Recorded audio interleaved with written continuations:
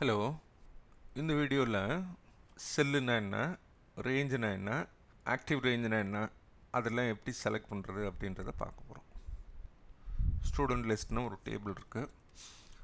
இது வந்து title student லிஸ்ட்டுன்னு எழுதியிருக்கோம், மெர்ஜ் பண்ணியிருக்கோம். சரி சார், இதுக்கு கீழே பாருங்களேன்,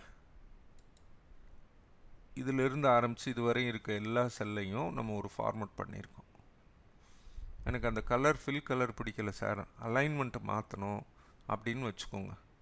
கவனிங்க, A3 செலக்ட் பண்ணிட்டீங்க.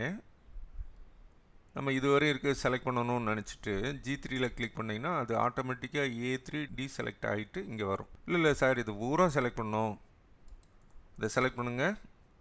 மாடிஃபயர் கீ ஷிஃப்ட்டை ப்ரெஸ் பண்ணுங்கள், அதுக்கப்புறம் இங்கே கிளிக் பண்ணுங்கள். இந்த ரேஞ்சு ஃபுல்லாக செலக்ட் ஆகிடும். அதுக்கப்புறம் உங்களுக்கு என்ன தோணுதோ ஃபார்மேட் பண்ணிக்கோங்க. எனக்கு ஃபில் கலர் இது பிடிக்கலன்னு சொன்னோம். அலைன்மெண்ட்டில் பார்த்தீங்கன்னா மிடில் சென்டர் அப்படின்னு வேணும். மிடில் அலைன் இதை கொடுத்துருங்க. அதே மாதிரி இங்கே சென்டர்னு சொல்லுங்கள், அது மிடில் சென்டர்னு சொல்லுவோம். ஃபாண்ட்டு மாற்றணும். ஏரியல் நேரம் இருக்குது, எனக்கு வேறு அப்டஸ் டிஸ்பிளே அப்படின்ற இந்த ஃபாண்ட் ஓகே. போல்டெல்லாம் வேணாம் சார், கொஞ்சம் ஃபாண்ட் சைஸை மட்டும் பெருசு பண்ணிக்கிறேன். இந்த ஃபாண்ட் சைஸ் பெருசு பண்ணோடனே இடம் பத்தாமல் போயிடுது. ஹோம் டேப் செலக்ட் பண்ணிக்கோங்க. இந்த இருக்க செல் பேனலில் ஃபார்மட் அப்படின்னு இருக்கும். இதில் என்ன சொல்லிடுறோன்னா ஆட்டோஃபிட் காலம் வித் அப்படின்னு சொல்லிடும். அப்படின்னா என்ன அர்த்தம், இந்த ரேஞ்சு ஃபுல்லாக எத்தனை காலம் இருக்கோ அத்தனை காலமுக்கும் வித் ஆட்டோமேட்டிக்காக ஃபிட் ஆகிரும். அப்போ ஃபஸ்ட்டு இந்த ரேஞ்சு செலக்ட் பண்ணால் தானே அந்த ஆட்டோஃபிட் காலம் கொடுப்பீங்க. ஒரு ரேஞ்சு செலக்ட் பண்ண தெரிஞ்சால் தான் அதை நம்ம ஃபார்மட் பண்ண முடியும். ஃபார்மட்டுன்றதில் வெறும் ஃபாண்ட் சைஸை மாற்றுறது, கலர் ஃபில் பண்ணுறது மட்டும் இல்லை, காலம் விட்டே நம்ம அட்ஜஸ்ட் பண்ணணும். அதுக்கு அடுத்து இந்த ரேஞ்சு ஃபுல்லாக இங்கே ஆரம்பித்து இதுவரை இருக்க எல்லாத்தையுமே செலக்ட் பண்ணி கொஞ்சம் ஃபாண்ட் சைஸை கூட்டணும். ஃபஸ்ட்டு இந்த செல்லை கிளிக் பண்ணுங்கள். இந்த செல் வந்து A4 ஷிஃப்ட்டை ப்ரெஸ் பண்ணிக்கோங்க.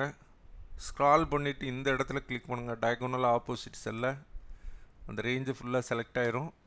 அப்புறம் சைஸ் இன்க்ரீஸ் பண்ணிக்கோங்க. இந்த ரேஞ்சை செலக்ட் பண்ணோம். இந்த செல்லோட அட்ரஸ் என்னது, A4 கோலன் போட்டுக்கோங்க. அதுக்கடுத்து இந்த லாஸ்ட்டு செல்லோட அட்ரஸ் மட்டும் பாருங்கள், G20 அப்படியே டைப் பண்ணுங்கள். அந்த ரேஞ்சு செலக்ட் ஆகிடும்.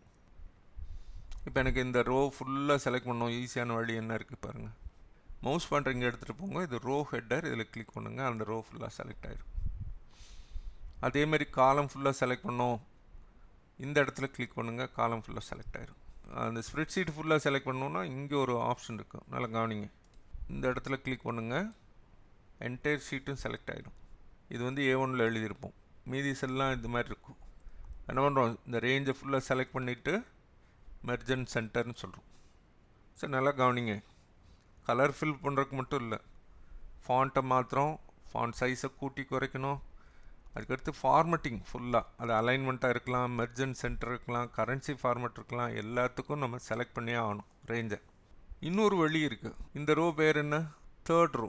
நான் இங்கே என்ன பண்ணுறேன் பாருங்களேன், 3:3 அப்படின்னு டைப் பண்ணுறேன்.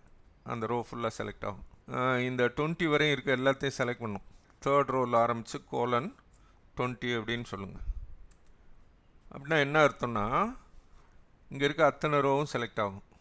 மவுஸில் எப்படி இதே மாதிரி செலக்ட் பண்ணுறதுனா ஒன்றும் இல்லை, இங்கே கிளிக் பண்ணிக்கோங்க. அப்படியே கிளிக் பண்ணி ட்ராக் பண்ணிட்டே வந்தீங்கன்னா ஓகே தான், செலக்ட் ஆகிடும். அதே தான் காலமுக்கும் G ஃபுல்லாக செலக்ட் ஆகிடும். இப்படி ஆரம்பித்து இது வரையும் இருக்க அப்படியே செலக்ட் பண்ணிங்கன்னா இது பேர் கான்டிகியூஸ் ரேஞ்ச். எனக்கு என்ன ஒன்று, யாரெல்லாம் வந்து ஃபுல்லி பெய்டோ அவங்க இதெல்லாம் வந்து இந்த மாதிரி இருக்கும் இல்லையா, அதை மட்டும் செலக்ட் பண்ணும். அதுக்கு என்ன பண்ணணும்னா ஷிஃப்ட்டை யூஸ் பண்ணிடாதீங்க. நம்ம இது வரைக்கும் ஷிஃப்ட் மாடிஃபயர் சொன்னோம்ல, அது யூஸ் ஆகாது. என்ன ஒன்றும் இதை செலக்ட் பண்ணுங்கள், கண்ட்ரோலை பிடிச்சிக்கோங்க. அதுக்கு அடுத்து எங்கெல்லாம் இந்த 0 வருதோ அங்கெல்லாம் கிளிக் பண்ணிகிட்டே போய்டுங்க.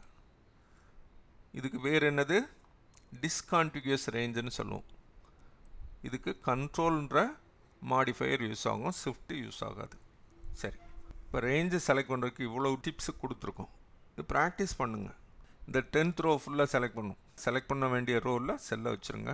ஷிஃப்ட் ஸ்பேஸ் வேறு தட்டுங்க, அந்த ரோ ஃபுல்லாக செலக்ட் ஆகிடும். அதே மாதிரி காலம் ஃபுல்லாக செலக்ட் பண்ணணும்னு வச்சுக்கோங்களேன். இந்த இடத்துல வச்சுட்டு கண்ட்ரோல் ஸ்பேஸ் பார் தட்டுங்க, காலம் ஃபுல்லாக செலக்ட் ஆயிடும். இப்போ ஃபார்மட் பண்ணுறதுக்கு மட்டும் இல்லை சார், இந்த ரேஞ்சை செலக்ட் பண்ணுறது காப்பி பண்ணவும் செலக்ட் பண்ணணும். ஆட்டோகேட் மட்டும் எத்தனை ஸ்டூடெண்ட் படிச்சிருக்கானோ அந்த லிஸ்ட்டை எனக்கு தனியாக எக்ஸ்ட்ராக்ட் பண்ணி வேறு இடத்துல காப்பி பண்ணணும். கண்ட்ரோல் ஏ சொல்லுங்கள், இந்த டேட்டா ரேஞ்ச் செலக்ட். அது எங்கே இருக்குன்னா ஹோம் டேபில் எடிட்டிங்கில் சார்ட்டிங் அண்ட் ஃபில்டர்னு இருக்கும். அந்த இடத்துல கஸ்டம் சார்ட் அதை யூஸ் பண்ணுங்கள்.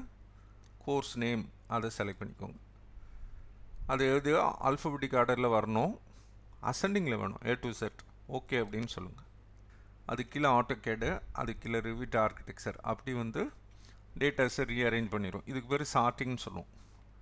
இந்த 3ds மேத்ஸ் இருக்கு இல்லையா, அது படிக்கிற ஸ்டூடெண்ட் எல்லாம் எனக்கு லிஸ்ட்டு தனியாக வேணும்.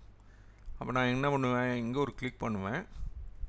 3ds மேத்ஸ் எதுவரை இருக்குது, இதுவரை இருக்குது, ஷிஃப்ட்டை பிடிச்சிட்டு இதுவரையும் நான் கிளிக் பண்ணுவேன்.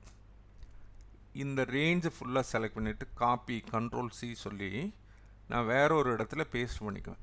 புரியுது இல்லையா?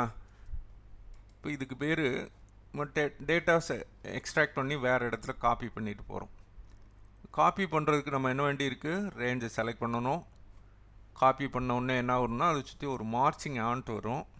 திரும்ப திரும்ப காப்பி பண்ணிக்கலாம், கண்ட்ரோல் V சொல்லலாம். எது வரையும் சார் அப்படின்னா கவனிங்க, எஸ்கேப் கீ ப்ரெஸ் பண்ண உடனே அந்த மார்ச்சிங் ஆன்ட்டு போயிடும். அதுக்கப்புறம் நீங்கள் காப்பி பண்ணிங்கன்னா ஒர்க் ஆகாது. இல்லை சார் எனக்கு அதை மூவ் பண்ணணும், அதை மட்டும் தனியாக. அப்போ என்ன பண்ணுவீங்க, அதே ரேஞ்சை செலக்ட் பண்ணுங்கள், ஷிஃப்ட்டை பிடிச்சி இது வரைக்கும் கண்ட்ரோல் X யூஸ் பண்ணுங்கள். அதுக்கப்புறம் எங்கே மூவ் பண்ணணும்னு நினைக்கிறீங்களோ அங்கே பேஸ்ட் பண்ணிடுங்க, மூவ் ஆகிடும். மவுஸ் வச்சு இதை பண்ணலாமா, காப்பி பண்ணலாமா, மூவ் பண்ணலாமா, தாராளமாக பண்ணலாம். இங்கேருந்து ஆரம்பித்து ஷிஃப்ட்டை பிடிச்சி பண்ணிவிட்டு ஷிஃப்ட்டை ப்ரெஸ் பண்ணி இங்கே கிளிக் பண்ணிங்கன்னா இந்த ரேஞ்சு செலக்ட் ஆகிடும். அதுக்கு அடுத்து அந்த ரேஞ்ச் பார்டரில் மவுஸ் பாயிண்டர் ப்ளேஸ் பண்ணிங்கன்னா இந்த 4 ஹெட்டட் ஆரோ வரும். அப்படியே கிளிக் பண்ணி ட்ராக் பண்ணுங்கள், கட் பண்ணி பேஸ்ட் பண்ணியிருக்கோம், அவ்வளோதான், மூவ் பண்ணியிருக்கோம். சரி சார், காப்பி பண்ணோம், அதோடு அப்படியே கண்ட்ரோலை ப்ரெஸ் பண்ணுங்கள், ப்ளஸ் மார்க் வந்திருக்கா, அப்போ காப்பி ஆக போகுதுன்னு அர்த்தம்.